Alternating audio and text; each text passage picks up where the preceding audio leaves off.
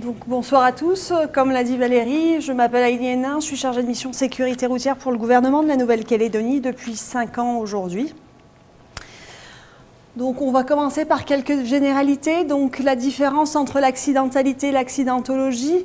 L'accidentalité, c'est effectivement les études statistiques que peuvent produire les services de la DI3T ou au niveau national l'Observatoire de la sécurité routière. Ces remontées statistiques, on les a grâce, alors vous l'avez tout en bas, grâce au BAC, bulletin d'analyse d'accidents corporels. Ce sont les remontées que nous font les forces de l'ordre, police et gendarmerie. Ça a toute son importance parce qu'effectivement, dans les statistiques, tous les chiffres qu'on vous présente, que ce soit en Nouvelle-Calédonie ou en métropole, ce sont des chiffres qu'on a par les forces de l'ordre. C'est-à-dire qu'un accident corporel ne sera jamais dans ces statistiques-là. Un accident matériel, pardon. On n'a vraiment qu'une remontée des accidents par les forces de l'ordre. Donc avec une intervention des forces de l'ordre, avec une victime qui est prise en charge, blessée ou non. Quand on parlera de senior, c'est une personne de 65 ans ou plus. ACCR, accident corporel de la circulation routière. AMCR, accident mortel de la circulation routière. APAM, un auteur présumé. Alors, on commence par les chiffres de la métropole. Donc, quand vous voyez, les personnes de 65 ans et plus représentent 19% de la population en métropole. Et elles sont impliquées, il y a 25% de tués sur les routes métropolitaines qui ont 65 ans ou plus. Et la mortalité, elle est extrêmement élevée au niveau des piétons. Donc là, on est sur du 52% des personnes décédées. Dans l'accidentalité nationale piétonne, on est sur du 52%. Donc après, voilà le ratio plus faible, toutes les tranches d'âge confondues. Les facteurs, donc pour la population générale, les facteurs de risque et les facteurs d'accident sont la vitesse excessive ou inadaptée, l'abus d'alcool, les stupéfiants, les refus de priorité et l'inattention au conduisant. On est bien sur de la statistique nationale. Hein. Vous voyez, c'est quand même pas tout à fait... c'est quand même relativement identique en Calédonie. On a juste des chiffres qui n'ont rien à voir. Pour les seniors, on est plutôt sur une accidentalité de refus de priorité, d'inattention, de malaise et des accidents qui surviennent à basse vitesse. Donc, c'est évidemment une situation à risque. Pourquoi? Parce qu'il y a une expérience de conduite, il y a une gestion de la routine, il y a effectivement des habitudes qu'on a prises, bonnes ou mauvaises, mais en tout cas, c'est des habitudes qu'on a prises. Et on a aussi, surtout parfois, des choses qui n'aident personne. Même le jeune conducteur, voilà, ces situations-là. On a aussi quelques exemples en Calédonie. Aujourd'hui, vous avez la voie du Néobus qui a été construite et qui va bientôt rentrer complètement en activité. Enfin, voilà, il y a des nouveaux panneaux qui sortent, il y a des nouvelles réglementations. On a ce qu'on appelle des zones vertes. Donc effectivement, ceux qui ont passé leur code de la route il y a, je dirais, plus de 2 ans, ne savent pas ce que c'est qu'une zone verte si vous avez passé votre permis de conduire. Voilà, c'est des choses comme ça que la réglementation est remise à jour, mais pas forcément, les gens ne sont pas forcément sensibilisés et pas forcément que les personnes âgées. Les situations à risque pour les seniors, bien évidemment, les ronds-points, les maintiens de trajectoire, le tourner à gauche et aussi le type de motorisation et de gabarit. Ça peut être aussi des facteurs accidentogènes. Ça, c'était véritablement pour la partie métropolitaine de l'accidentalité. En Nouvelle-Calédonie, vous verrez que la situation est quand même différente. Donc là, on partira sur une étude des accidents de la circulation routière en Nouvelle-Calédonie impliquant un conducteur de 65 ans et plus entre 2014 et 2018. Donc un usager, c'est un conducteur, passager ou piéton. Et les 65 ans et plus en Nouvelle-Calédonie représentent 8,63% de la population. Et là, vous voyez, dans les tués, ils sont à 7% des tués, ils représentent 7% des tués et presque 4% des blessés. Donc, ce qui veut dire que la gravité est plus élevée lors d'un accident avec une personne qui est évidemment plus âgée. Ça, Évidemment, je dirais c'est plus physiologique que mathématique, mais en tout cas, effectivement, donc il y a une vulnérabilité particulière des personnes âgées. Et dans les accidents de la route, en Nouvelle-Calédonie, le ratio moyen est de 17,7%, le ratio entre les tués. Et pour 100 blessés, on a 12 tués en Nouvelle-Calédonie, alors que pour 100 blessés seniors, merci, on a 22 tués. Vous voyez quand même, on est quand même chez les seniors, on a quand même une vulnérabilité qui est accrue et on a quasiment le double dans le ratio. Donc ils meurent plus quand ils sont impliqués.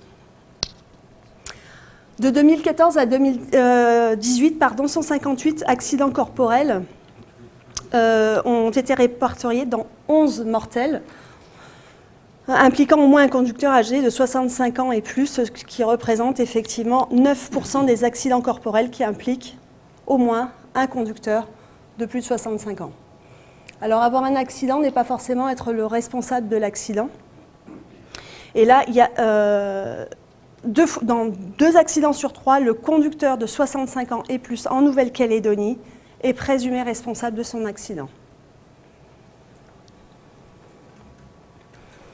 Une répartition des conducteurs présumés responsables par tranche d'âge, donc c'est ce que je vous disais précédemment, mais simplement présenté différemment. Et donc là,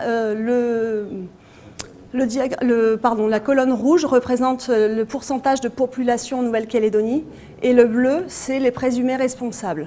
Donc vous voyez que la tranche d'âge 20-34 ans, les présumés responsables sont élevés. Alors pardon, en même temps, c'est pas évident.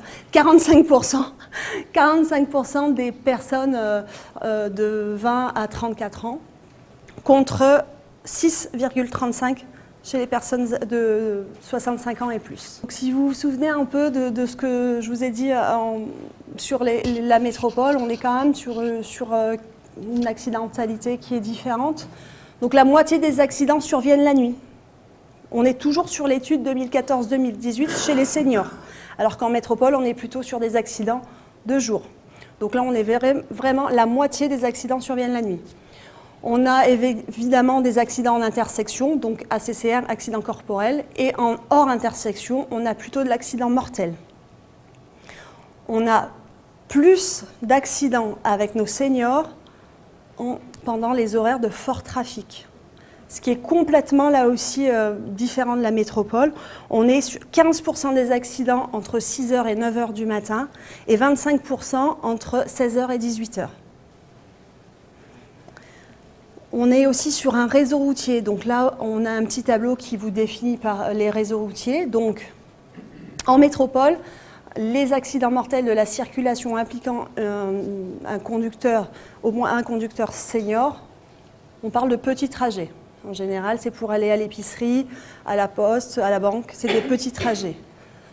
En Nouvelle-Calédonie, là encore, on peut supposer que c'est différent parce que, alors, 3/4 des accidents corporels surviennent sur des routes communales.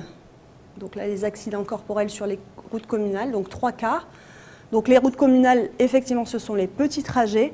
Mais par contre, dans les personnes tuées, on est effectivement sur 60% de nos victimes seniors sur des routes territoriales.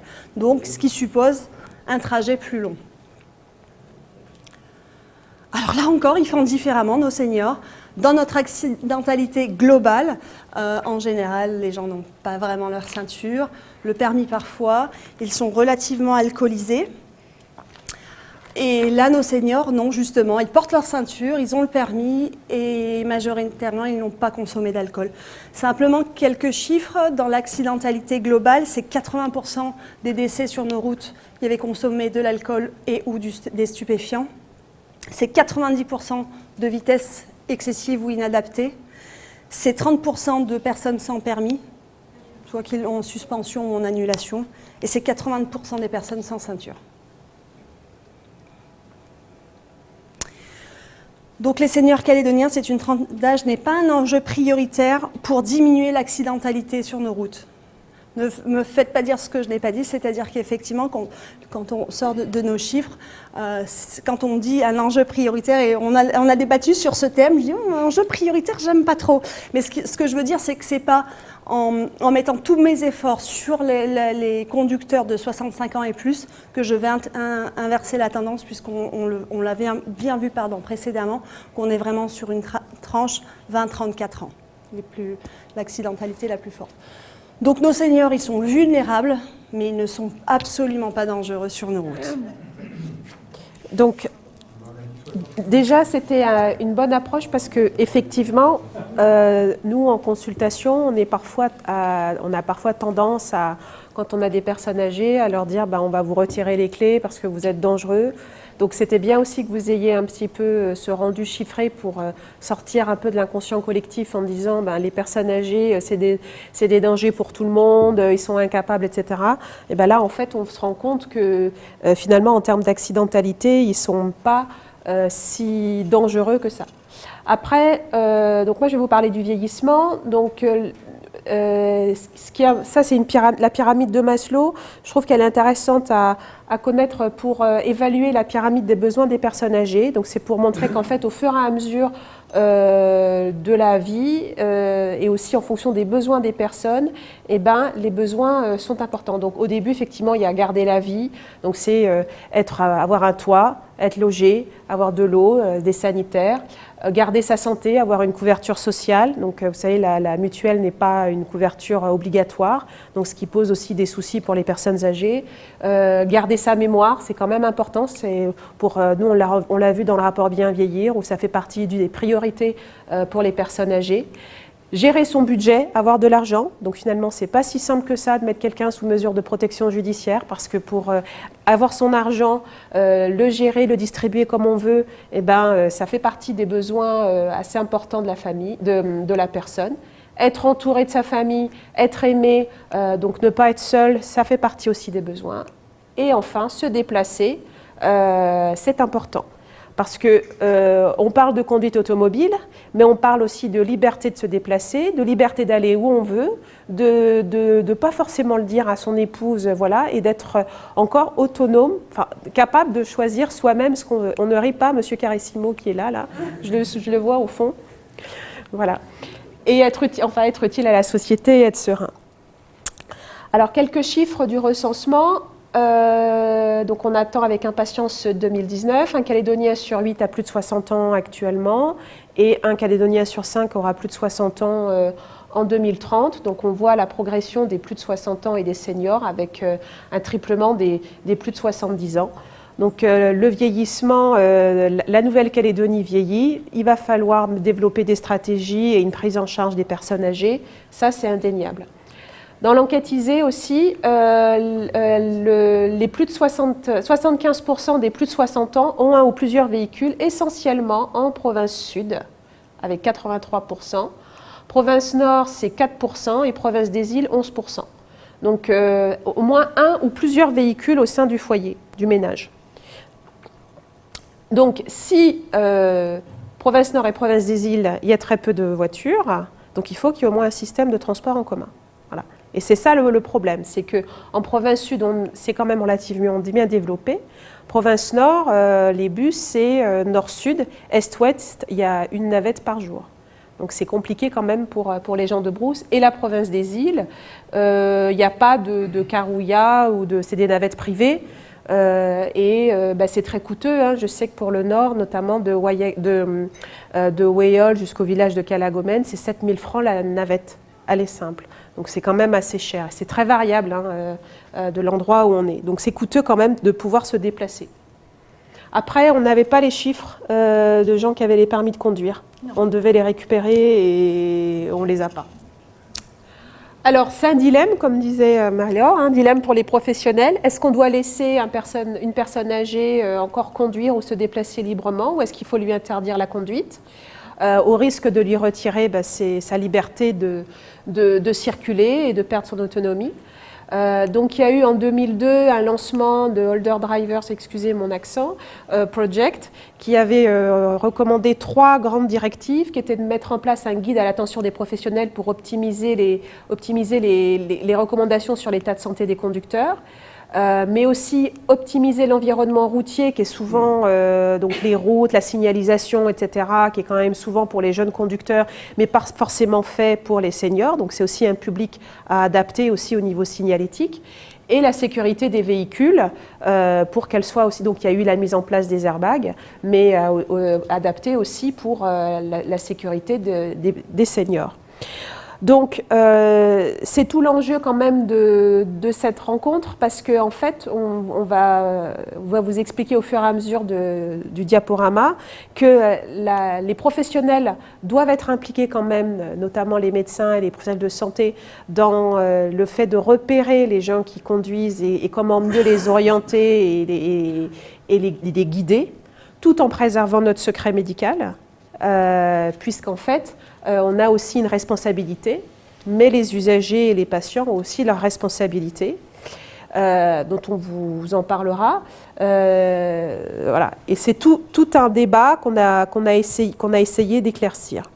Alors en vieillissant, de manière physiologique, quand elles vieillissent, les personnes, elles ont une préservation de la mémoire procédurale, c'est-à-dire la mémoire de, par exemple, on dit toujours, on n'oublie pas le vélo, on arrive toujours à faire du vélo, on arrive toujours à conduire.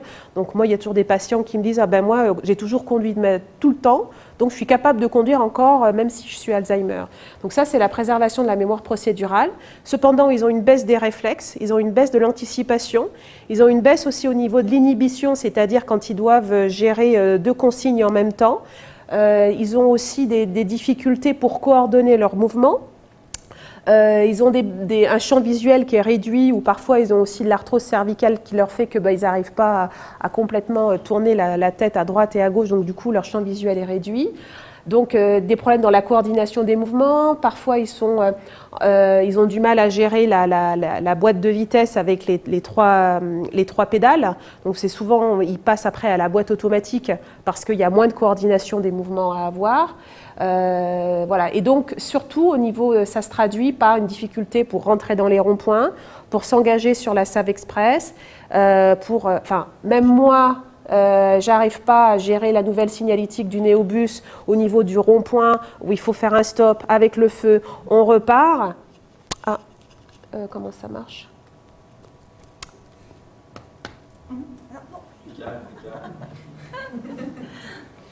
Non, mais ça marche plus. Ah ouais, voilà. C'est vrai en plus. Voilà, et c'est le fameux tourner à gauche où en fait les personnes elles arrivent et il y a une voie en face et elles doivent arriver à la traverser pour tourner à gauche, et donc ça c'est difficile. Donc le mieux c'est quand même qu'elles tournent à droite, qu'elles fassent demi-tour plus loin et qu'après elles repartent à gauche. Parce que du coup en fait, c'est oh là, ben oui, non mais tu te reconnais Bob. L'inhibition, c'est difficile. Donc, qu'est-ce qu'ils font ? En fait, de manière spontanée, les seniors, qu'est-ce qu'ils font ? Ils adaptent déjà leur conduite. Donc, ils conduisent peu la nuit, ils conduisent peu lorsqu'il y a un fort trafic, quand les conditions météo ne sont pas adaptées. Ils réduisent leur vitesse, ils vont sur des trajets qu'ils connaissent. Souvent, ils sont accompagnés, et c'est souvent l'accompagnateur, en fait, qui s'en rend compte. Mais parfois, les aidants aussi, qui ne vivent pas avec ou qui ne s'en rendent pas compte, surestiment les capacités de la personne âgée. Ils disent « Ah mais si, il est encore capable ». Alors, le cas typique, moi, c'est un patient qui est ancien chauffeur. Il a été chauffeur toute sa vie, et donc pour lui, il est encore capable de conduire, même s'il a une maladie d'Alzheimer, parce que c'est quelque chose qu'il a toujours fait. Voilà. Et ça, c'est un signe d'alerte aussi quand les personnes qui les accompagnent commencent à avoir peur. Eh bien, en fait, c'est un signe d'alerte pour justement pour qu'ils puissent vous consulter. À 50 km/h, ça c'est pour le temps de réaction qui baisse avec l'âge. À 50 km/h, un jeune adulte stoppera son véhicule à moins de 30 mètres en 1 seconde, alors qu'une personne âgée mettra 2 secondes. Donc le temps de réaction est allongé. Et donc ce temps de réaction il est allongé parce qu'il y a une baisse de l'acuité visuelle, une baisse de l'audition aussi, une baisse dans la vitesse de traitement, il y a des problèmes attentionnels, une baisse au niveau des fonctions de la mémoire, mais aussi des capacités d'apprentissage. Donc, en gros, c'est pour vous dire qu'il y a 3 grandes catégories de vieillissement. Il y a comme la femme, là, vous voyez, qui est très souriante, qui conduit, qui a un vieillissement réussi, qui n'a pas de contre-indication, qui, elle, tout va bien, elle arrive bien à conduire.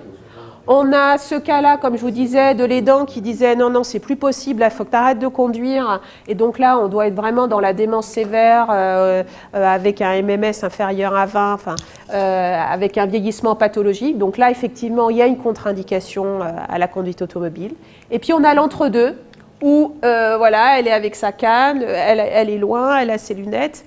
C'est un peu imagé, mais c'est pour ces personnes-là, où quand il y a des comorbidités, où là où nous, sur le terrain, concrètement, on est embêtés. Donc, quelques maladies qui engendrent une réduction de l'aptitude à la conduite automobile, donc les séquelles d'AVC, tout ce qui est maladie neuro, tout ce qui est déficience visuelle, effectivement la DMLA, qui, pour les personnes, il y a vraiment un trou noir au milieu et donc du coup, ils ne voient que le tour de la route. Tout ce qui est locomoteur, les pathologies du sommeil, les déficits cognitifs. Il faut savoir que dans les démences, la moitié des personnes qui ont des démences légères continuent encore, et qui ont des troubles cognitifs, continuent encore à conduire, malgré qu'on leur ait signalé qu'il fallait qu'ils consultent.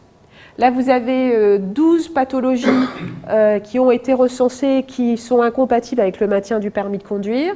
Donc l'insuffisance cardiaque très sévère permanente, la cardiomyopathie hypertrophique, l'acuité visuelle inférieure à 5/10 de loin en utilisant les 2 yeux, un rétrécissement majeur du champ visuel des 2 yeux, un blépharospasme incoercible, une diplopie, donc tout ce qui est trouble visuel, une instabilité chronique à l'origine de troubles graves de l'équilibre et de coordination, la dépendance à l'alcool et aux drogues, une somnolence excessive.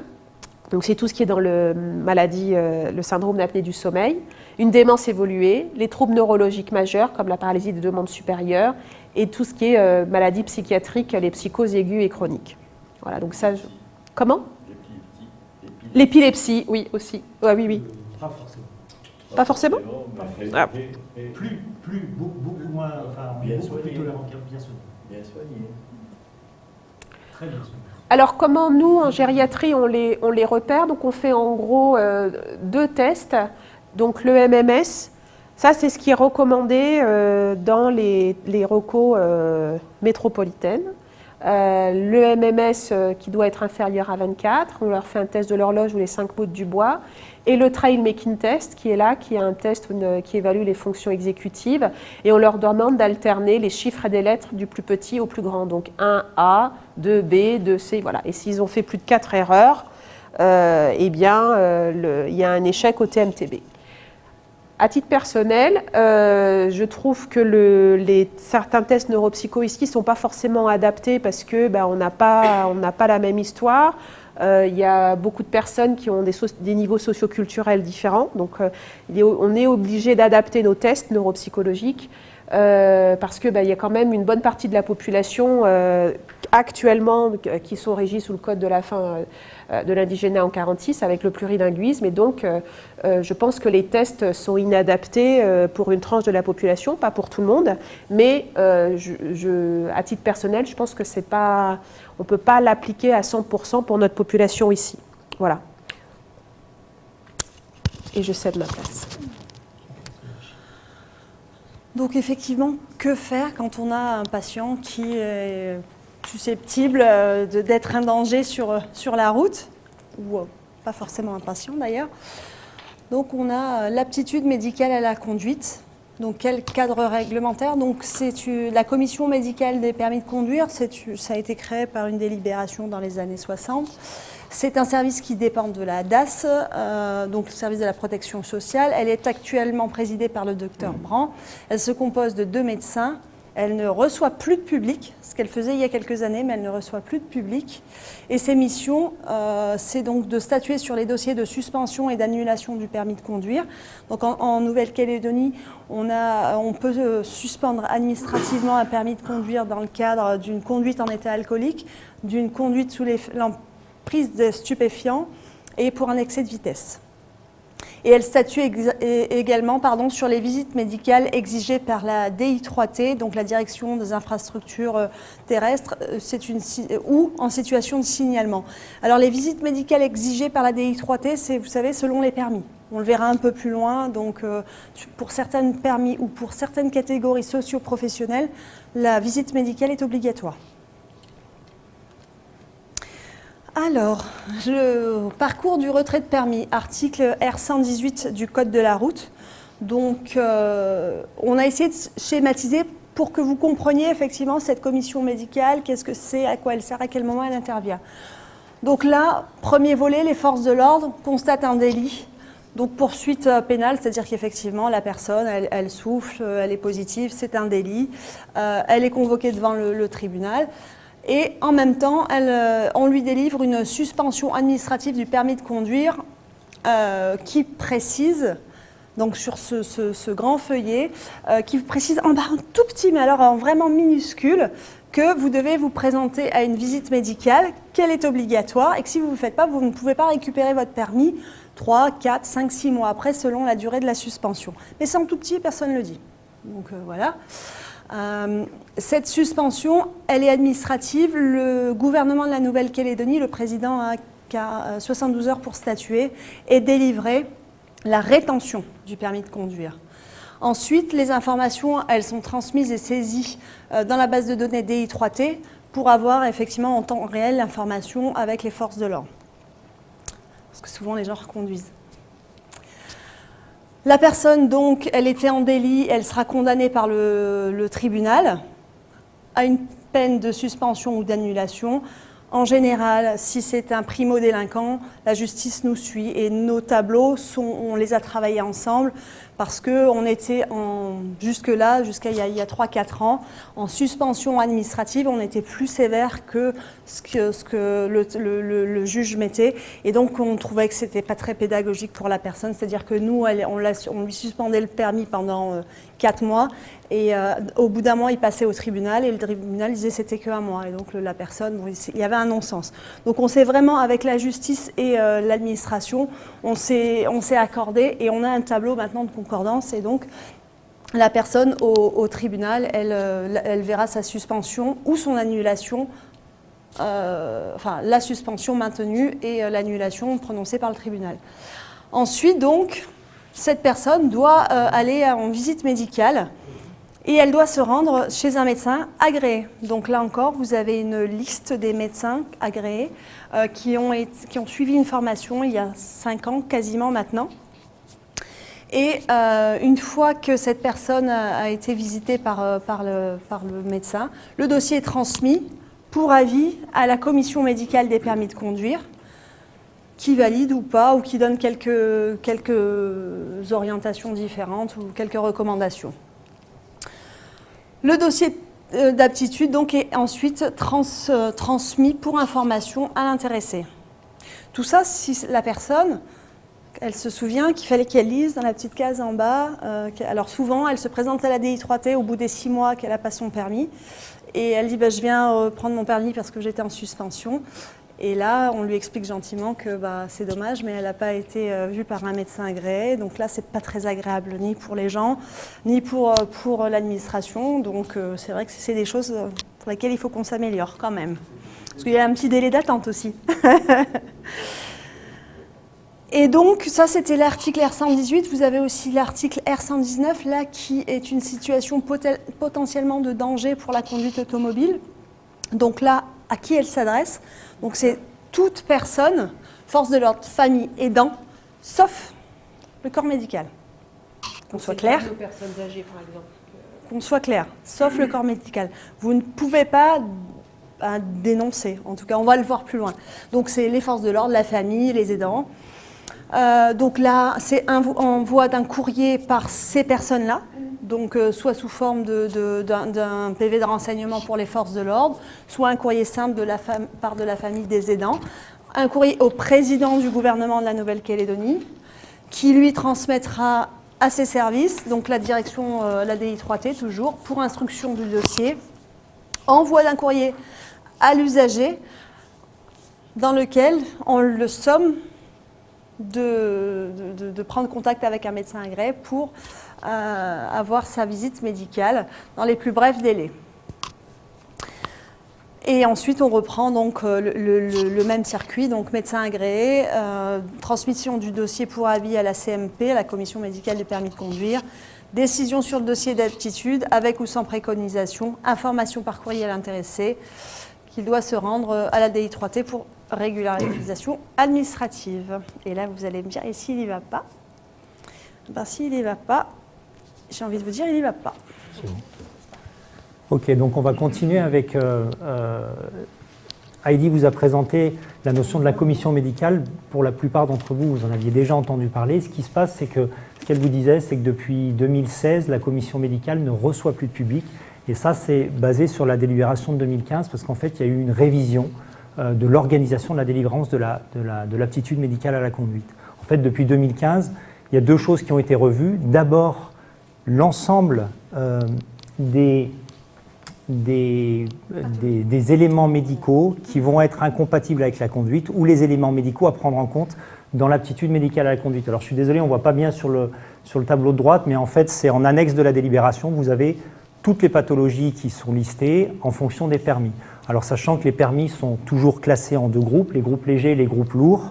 Alors le groupe léger, je vais arriver sur la diapo après, c'est tous les permis véhicules légers, donc c'est-à-dire moto, véhicule automobile, permis B. Et puis ensuite, on va avoir tout le groupe lourd qui va être le groupe avec les permis poids lourds, permis D, autobus et autocar, et permis E, remorque, sachant que pour le permis remorque, on fait une différence entre si c'est une remorque sur un poids lourd ou une remorque sur un véhicule léger. Le permis F, c'est une particularité calédonienne, parce que ça n'existe plus en métropole, c'est le permis adapté donc pour des personnes qui ont un handicap et qui va être adapté que pour les permis A et B, c'est-à-dire pour les groupes lourds, on ne peut pas avoir ce permis F. Donc globalement, vous l'avez encore sur votre permis, le permis F, je souhaite à personne de l'avoir en bas. Normalement, il y a un travail qui est fait pour essayer de le faire sortir, pour finalement rester sur ces permis groupes lourds et groupes légers et simplement mettre des restrictions en fonction de ce que la personne peut faire avec son véhicule.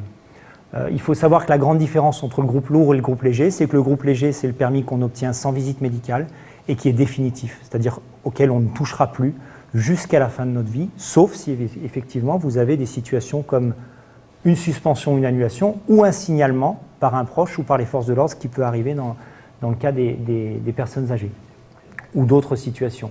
Le groupe lourd, c'est les visites médicales tous les 5 ans, puisqu'effectivement là il y a une réglementation et tous les 5 ans il faut revoir les personnes et c'est là que les médecins agréés interviennent. Donc la deuxième partie de cette délibération, ce qu'elle a fait en 2015, en fait qui a été appliqué en 2016, c'est qu'elle a mis en place des médecins agréés. Donc les médecins agréés, ce que disait Heidi, sont des personnes qui ont suivi une formation par la DAS et qui ensuite ont été agréés. Il y a une liste de médecins dans le secteur privé et en même temps c'est aussi les médecins chefs des circonscriptions médicales, donc c'est-à-dire des dispensaires. Donc ces médecins-là ont un agrément pour 5 ans et donc c'est bien eux aujourd'hui qui reçoivent l'ensemble des demandeurs. Donc si vous étiez resté sur l'ancien fonctionnement, c'est-à-dire que la commission statuait, en fait l'ensemble des demandes de visite médicale, donc pour le groupe lourd, pour les visites tous les 5 ans et pour les groupes légers, suspension, annulation, en fait ils sont tous reçus par les médecins agréés. Et donc, les visites médicales dans le cadre d'un signalement ou les visites médicales dans le cadre d'une problématique de maladie, c'est-à-dire soit une personne qui est envoyée par l'auto-école parce que lorsque le moniteur forme quelqu'un, il constate qu'il y a une problématique, il va l'envoyer vers le médecin agréé, pas vers la commission. De la même façon, si une personne âgée veut consulter veut avoir un avis auprès du médecin agréé, enfin un avis sur son aptitude médicale, c'est le médecin agréé qui va statuer. Donc, c'est donc le médecin agréé qui délivre l'aptitude, sauf pour les suspensions, annulations et les demandes d'autorité administrative, ce que vous a dit Heidi précédemment. C'est-à-dire pour ces 3 situations, le médecin agréé transmet un dossier, donne un avis, mais c'est la commission qui vient valider ou pas l'avis. Pour tous les autres avis, le médecin agréé donne seul l'avis. Donc aujourd'hui, la commission médicale ne regarde plus les visites médicales dans toutes les autres circonstances et ne regarde donc plus les visites médicales pour des situations de handicap ou de problèmes d'incapacité physique pour le maintien de l'aptitude, notamment par exemple dans un cas de démence. Et le médecin agréé ne peut pas solliciter la commission pour des avis particuliers. Ça n'a pas été prévu réglementairement. Sur des cas litigieux. Voilà, sur des cas litigieux, le médecin agréé peut les contacter de façon téléphonique, on peut en discuter, mais en tout cas, elle ne peut pas statuer réglementairement.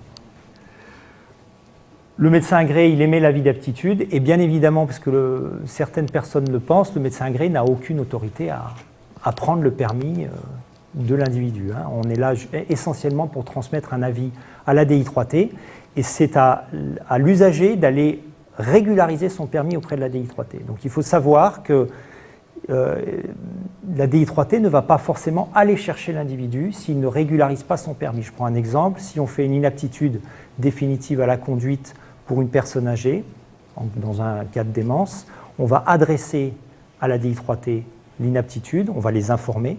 Cependant, si l'individu ne se présente pas, il ne sera pas forcément, la DI3T ne va pas envoyer les forces de l'ordre chercher son permis. Par contre, elle va indiquer, je crois qu'ils ont un logiciel dans lequel ils indiquent, au cas où les forces de l'ordre contrôlent l'individu en conduite, ils vont se rendre compte qu'il n'a plus son permis, mais en tout cas, on ne va pas aller le chercher. Cependant, ça ne l'enlève pas de ses responsabilités, bien évidemment. Je suis obligé d'intervenir et la non-assistance à personne en danger. Le gars, le démon qui va conduire ou qui va tuer quelqu'un, oui. Vous allez être responsable si vous ne l'avez pas démontré. Je suis désolé. Eh bien,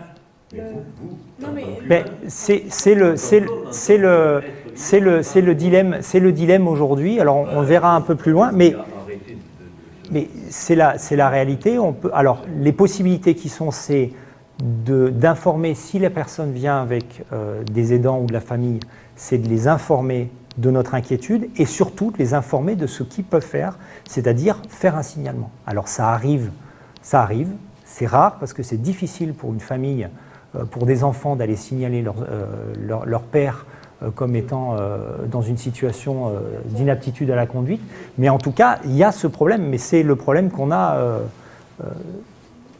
dans ces situations-là. Mais ça, beaucoup de médecins traitants et les neurologues, par exemple, sont souvent dans cette situation-là, avec des patients qui sont épileptiques non équilibrés, où ils leur répètent qu'il ne faut pas conduire, n'empêche qu'ils ne les dénoncent pas, parce qu'ils ils ne peuvent pas les dénoncer. Donc en tout cas, pour ces médecins agréés, vous pouvez trouver sur le site de l'ADAS,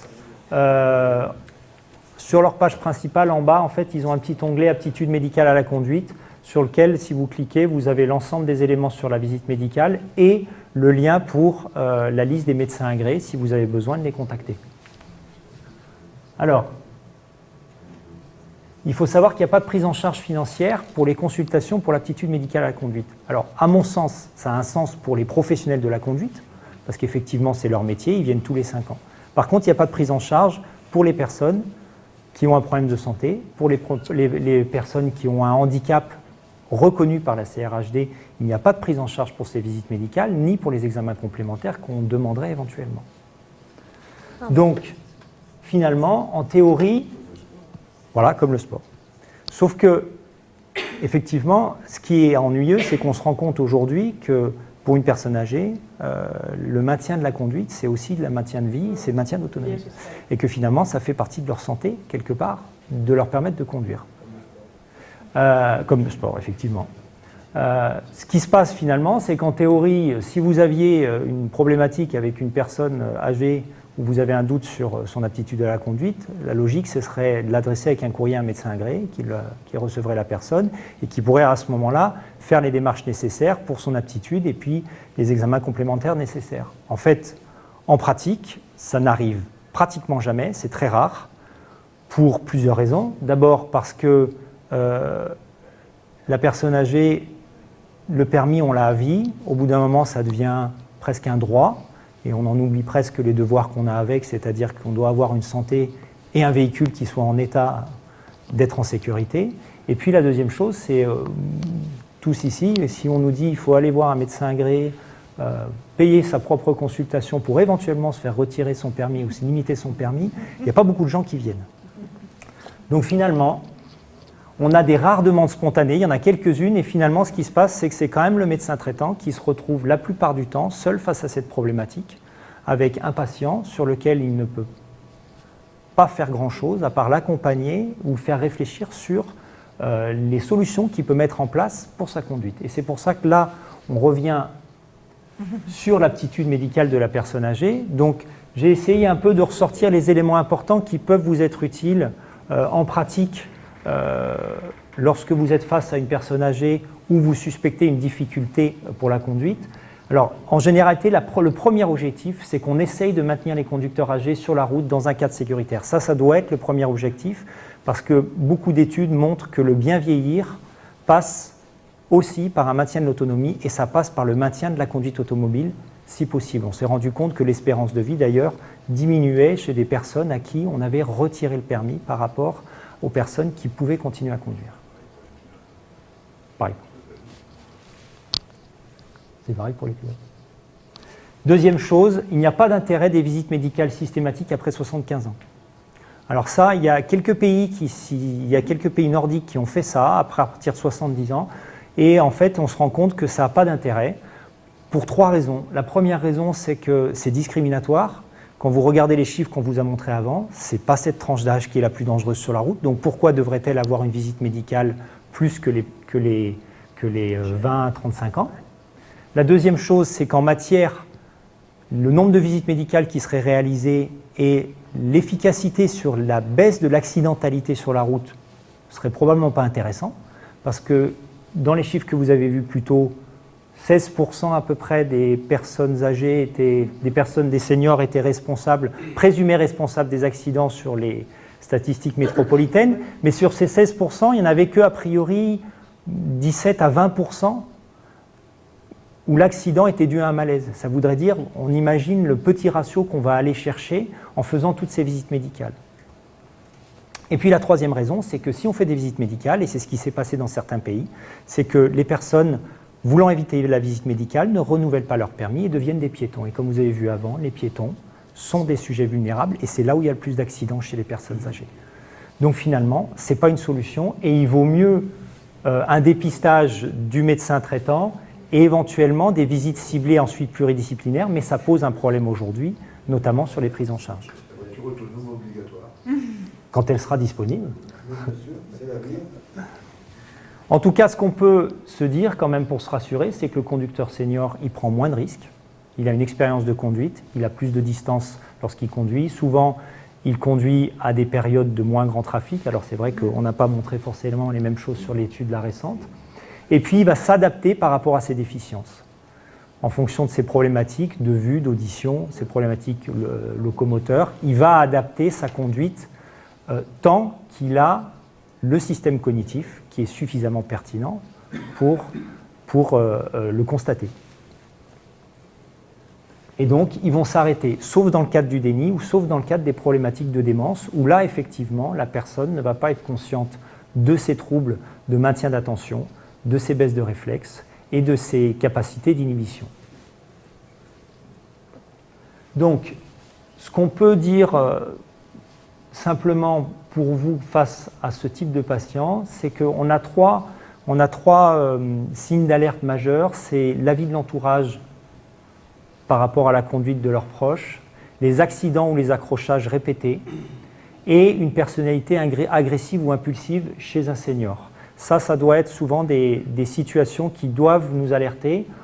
Après, dans l'interrogatoire, ce qu'on va aller rechercher, c'est quelles étaient les professions antérieures du patient, c'est-à-dire est-ce qu'il était dans les métiers du transport, parce que ça, ils ont quand même des très bonnes mémoires procédurales sur la conduite et souvent ils ont une bonne expérience de conduite et du risque. Leur activité du quotidien, est-ce qu'ils ont encore une activité physique et cognitive, et puis quel type de véhicule, parce que du coup ils se sont adaptés, ce que disait Valérie tout à l'heure, on est passé d'une boîte automatique à une boîte manuelle. Est-ce que ma voiture est... voilà, une boîte manuelle à une boîte automatique. Une voiture, alors après, la voiture est-elle ancienne et quel gabarit de voiture? Parce qu'effectivement, une personne âgée qui a des difficultés de conduite, si elle va avoir un très gros 4x4, le risque en cas d'accident pour les personnes qui sont sur la route est plus important que si elle a une petite voiture. Comment? Pour elle un peu moins. Mais c'est le problème de savoir... En pratique, sur les problématiques médicales dans la conduite, on est sur 4 axes. Les réductions des capacités visio-spatiales et auditives, les réductions des capacités de coordination des mouvements. Alors un test qui est assez intéressant, c'est l'Open Go Test à faire chez les personnes âgées. Donc c'est la personne qui se met à 3 mètres d'un mur sur une chaise, on la fait lever, aller toucher le mur, revenir, faire le tour de la chaise et se rasseoir. Normalement, on doit être en dessous de 20 secondes. Plus de 20 secondes, c'est pathologique. 30 secondes, il faut vraiment s'inquiéter. Au-dessus de 30 secondes, il y a vraiment des troubles de la coordination et là, on a des risques pour la conduite. Donc là, sur la coordination, c'est un test qui est assez simple à faire en cabinet, rapidement fait. Il faut bien l'expliquer au départ, il faut bien expliquer à la personne âgée qu'elle doit aller le plus vite possible. On vous fait le test après. Ensuite, les problèmes de réduction brutale de l'attention, donc toute la partie cardiologique et neurologique et les troubles de la vigilance.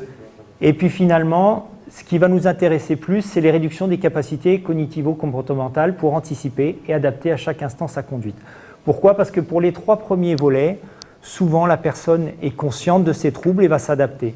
C'est sur la partie cognitivo-comportementale qu'on va avoir des difficultés parce que la personne ne va pas forcément en prendre conscience. Bien évidemment, on fait attention aux psychotropes qui peuvent être pris et à la consommation d'alcool, mais on a vu que les personnes seniors ne conduisent pas alcoolisées. Donc de ce côté-là, on est rassuré. Donc globalement, je ne m'arrête pas sur cette diapositive, mais l'aptitude à la conduite, c'est quand même de l'anamnèse, de l'examen physique, les traitements, les comportements, la cognition, la vision et les capacités fonctionnelles. Donc il y a l'ensemble de ces éléments qu'il faut essayer de débrouiller, et ce n'est pas toujours évident. Sur les bilans complémentaires, bien évidemment, les bilans, c'est en fonction des déficiences que vous constatez. Alors, pour le cas des troubles cognitifs, je m'arrête un peu plus là-dessus parce que sur les autres pathologies, vous allez trouver facilement des solutions. Sur les troubles cognitifs, il n'y a pas, alors on s'est intéressé à chercher des tests, un test qui pourrait nous dire, voilà, je vois ce patient, je lui fais tel test cognitif, je sais qu'il a une conduite qui est à risque. Ça, on n'en a pas trouvé pour l'instant, il n'y a pas de gold test. En tout cas, le consensus sur le consensus qui sort, c'est que, alors en dehors de ce test-là, effectivement, même s'il n'y a pas un test spécifique, c'est le mélange du bilan médicaux et des bilans neuropsychologiques, effectivement, donc il y a ce type de bilan-là, et le test de conduite en situation réelle. Alors le test de conduite a été beaucoup essayé, alors ça marche bien. Le test de conduite, il est fait, alors certains établissements le font déjà comme le CSSR. La difficulté du test de conduite, alors ses avantages, c'est qu'on va tester réellement les réflexes de l'individu en situation réelle, on va le mettre dans des situations complexes, on va pouvoir vérifier son maintien de l'attention et on va pouvoir aussi voir ses capacités d'inhibition, sa capacité à ne pas se laisser perturber par son téléphone qui sonne ou par une personne qui lui parle en même temps. La difficulté aujourd'hui, en tout cas sur le territoire pour les tests de conduite, c'est qu'il faut déjà tomber sur un moniteur qui soit adapté à ce type de test, parce qu'effectivement les moniteurs d'auto-école, ils apprennent aux personnes à conduire, mais ils ne sont pas forcément habitués à prendre des anciens conducteurs et simplement travailler leur habileté à une conduite de sécurité. Donc on n'est pas là pour leur réapprendre à conduire, on est là pour leur donner des stratégies pour conduire. La difficulté aussi, c'est qu'on fait ça sur un véhicule d'auto-école. Ce n'est pas toujours simple pour une personne âgée parce qu'elle n'est plus sur son véhicule habituel. Mais évidemment, on est obligé de le faire sur un véhicule d'auto-école avec double commande puisqu'il faut qu'il y ait une sécurité. Alors il y a des situations où c'est fait avec des ergothérapeutes, mais la problématique, c'est que c'est fait dans une structure particulière comme le CSSR et que en dehors de personnes qui auraient été hospitalisées pour les bilans, faire des tests de conduite dans le libéral, c'est qu'on l'envoie directement à un moniteur et ensuite la personne se retrouve avec le moniteur. Ça donne quand même, à mon sens, un bon complément avec l'ensemble des bilans et les deux corrélés permettent quand même d'avoir une idée de la capacité de conduite du patient. Alors pour le médecin traitant, je reviens sur ce que disait Valérie tout à l'heure.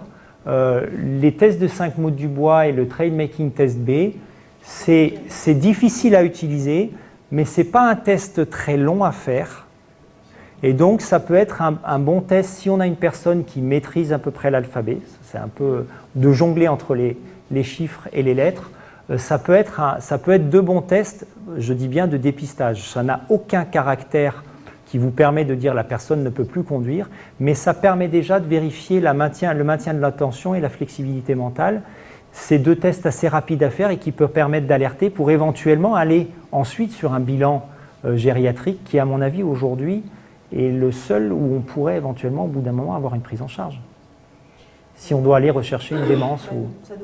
En tout cas, ce qui est important lorsqu'on on essaye d'évaluer l'aptitude d'une personne âgée, c'est quand même prendre ses besoins de conduite en compte. C'est-à-dire de quoi il a besoin encore dans sa conduite, les courses, etc. Parce que souvent, quand on les interroge, finalement, il va y avoir que certaines conduites qui sont vraiment nécessaires. Il n'a pas forcément besoin de faire de grands trajets, ou en tout cas, pour ces solutions-là, il peut y avoir des solutions qui sont trouvées par la famille. Et puis, c'est surtout la liberté d'adaptation, puisque ne travaillant pas, il y a des possibilités de s'adapter et de conduire à des moments où les autres ne conduisent pas, de ne pas conduire la nuit, de ne pas conduire quand il fait mauvais. Et là, sur des personnes très âgées qui conduisent encore, je parle de plus de 80, 85 ans, parce que c'est le cas, ils vont mettre en place ce type de stratégie. En tout cas,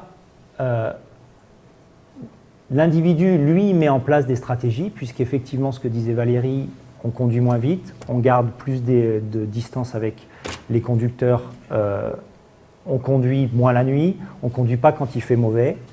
Il est clair qu'il y a des stratégies qui peuvent être développées, et donc là, vous pouvez être amené à travailler dessus, puisque finalement, ces personnes âgées ne vont pas forcément consulter un médecin agréé. Vous seul, vous avez la possibilité de les faire réfléchir. Donc, le travail cognitif très important, le travail physique maintenu, c'est-à-dire une activité régulière. Alors, il y a quelque chose qui s'est développé en métropole, c'est la mise en place d'un autocollant sur l'arrière du véhicule. En fait, il y a même un site qui s'appelle Signal Senior, en fait. Et l'idée, en fait, c'est pas d'être discriminant, c'est de développer une conduite bienveillante envers les personnes qu'on va identifier. Aujourd'hui, vous voyez une voiture auto-école, vous voyez une voiture devant vous avec un A, vous savez d'emblée que vous êtes quelqu'un qui est en apprentissage, et donc vous allez avoir probablement des réflexes. Donc ce type d'autocollant peut être une solution pour une personne qui est en difficulté, elle peut d'elle-même le mettre. Alors effectivement, pour l'instant, ce n'est pas connu, mais en métropole, ça commence à se développer, et ça peut être une façon d'avertir les autres conducteurs, attention, moi je suis moins rapide que les autres.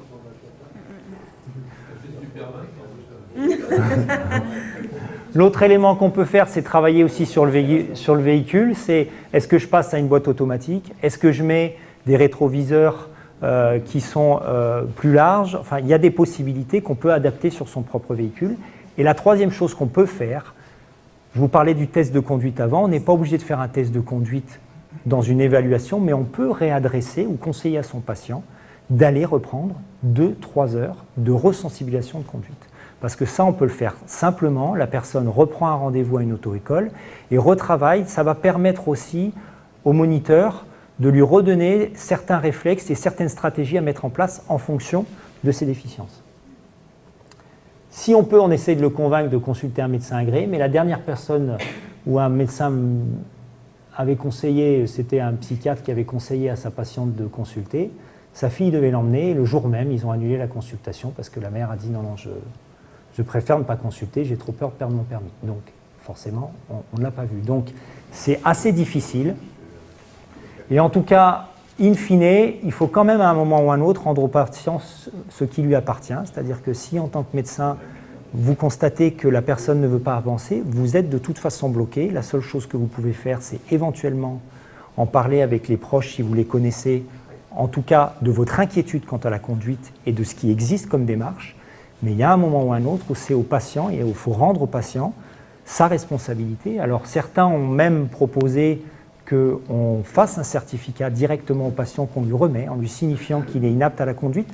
Ça n'a pas de valeur médico-légale puisque en fait votre certificat n'a pas de valeur par rapport à l'autorité administrative, mais je pense que d'un point de vue symbolique, c'est aussi une façon de redire au patient « je vous accompagne en tant que médecin, mais il y a un moment, ça reste de votre responsabilité puisque c'est vous qui décidez de continuer à conduire ». Mais c'est sûr qu'il y a ce dilemme auquel vous êtes confronté. Pour finir, en 2013, il y a eu une mission interministérielle sur l'adaptation de la société française au vieillissement de la population. Et en fait, de ce rapport, il y a 4 éléments qui sont sortis et qui reprennent ce qu'on a dit avant. Développement avec les auto-écoles de stages de remise à niveau à destination des conducteurs âgés. Les développer, ça veut bien dire former les moniteurs pour être capables de prendre en charge des personnes âgées, parce que ce n'est pas aujourd'hui le cas. Encourager à des limitations progressives, c'est ce qu'on disait, des stratégies pour la conduite. Développer de la part des constructeurs, alors c'est peut-être la voiture autonome qui nous arrivera un jour, et pose d'un autocollant à l'arrière de la voiture indiquant l'âge avancé du conducteur. Donc effectivement, même en métropole, on a commencé à en parler. 4 documents, simplement qui peuvent vous aider si vous avez des recherches à faire pour un patient. Il y a prévention routière asso.fr qui a fait ce document, le médecin et son patient conducteur, qui est très bien fait. Juste une remarque, attention, les éléments de référence sur l'aptitude médicale fait référence à de la réglementation métropolitaine, donc sur les incapacités physiques, qui ne sont pas forcément les mêmes que les calédoniennes, parce que quand la mise à jour a été faite, on n'a pas pris les dernières mises à jour métropolitaines. Donc on est sur certains domaines plus stricts en Calédonie et sur certains domaines plus laxistes. Donc juste prendre cet élément-là en compte. Sur Juridoc, vous avez la délibération, sur laquelle vous retrouvez tous les éléments médicaux, et un article très intéressant pour les bilans pour les conduites de sujets âgés. Alors il est un peu ancien, 2005, mais en tout cas, il fait bien le tour de la question, et la liste des médecins agréés que vous trouvez sur le site de la DAS. Donc le signalement, le rôle du médecin et les leviers pour les personnes âgées, donc l'aptitude à la conduite. Lorsque le candidat conducteur souffre d'une pathologie susceptible de rendre la conduite d'un véhicule motorisé dangereuse pour lui-même ou pour les usagers, le Code de la route de la Nouvelle-Calédonie, article R119, prévoit une visite médicale obligatoire pour déterminer l'aptitude ou l'inaptitude à la conduite. On ne revient pas dessus, on en a débattu tout à l'heure. Donc, le rôle et les obligations du médecin traitant, c'est avant tout de connaître les pathologies qui pourraient être incompatibles avec la conduite. Parce qu'effectivement, ce n'est peut-être pas quelque chose que tout le monde a en tête. Donc là, à titre informatif, si vous voulez, j'ai sorti la délibération, si vous voulez la consulter. Rechercher auprès des patients les méthodes de déplacement. Information du patient de son incompatibilité à la conduite automobile. Et ça fait partie, donc, selon le rapport de l'ordre, merci, vous avez l'obligation d'informer votre patient. C'est la seule obligation à laquelle vous êtes assujetti et vous pouvez être poursuivi pour non-information au patient de son inaptitude à la conduite. Voilà. Et pareil, vous pouvez en avertir ses proches, mais comme vous le disiez, c'est uniquement sur les doutes que vous avez, pas sur sa pathologie. Là encore, vous êtes soumis au secret professionnel, médical. Et voilà, et surtout, bien sûr, mais c'est surtout le tracé effectivement dans le dossier médical, donc obligation médico-légale.